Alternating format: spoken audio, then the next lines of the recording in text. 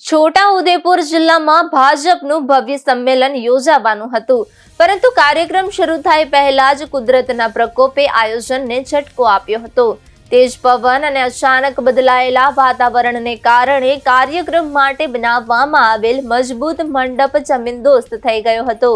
આ પરિસ્થિતિમાં કાર્યક્રમ રદ થવાની શક્યતા દેખાતી હોવા છતાં ભાજપના કાર્યકરોએ અનોખો ઉત્સાહ અને શિસ્ત દાખવી હતી।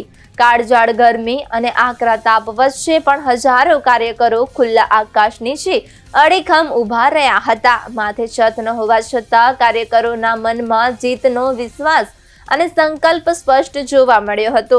કાર્યકરોની આ સમર્પિત ભાવના જોઈને પ્રદેશ ભાજપ અધ્યક્ષ પણ ભાવુક બન્યા હતા। તેમણે આવી મુશ્કેલ પરિસ્થિતિમાં પણ સંમેલનને સફળ બનાવવા બદલ તમામ કાર્યકરોનો હૃદયપૂર્વક આભાર વ્યક્ત કર્યો હતો। રાજકીય વિશ્લેષકોના મત મુજબ કાર્યકરોમાં દેખાતી આ શિસ્ત અને સંગઠન શક્તિ આવનારા સમયમાં વિરોધી પક્ષો માટે પડકારરૂપ બની શકે છે। કુદરતી આફત વચ્ચે પણ સફળતાપૂર્વક પૂર્ણ થયેલું આ સંમેલન છોટાઉદેપુર જિલ્લામાં ભાજપની મજબૂત સ્થિતિ દર્શાવે છે।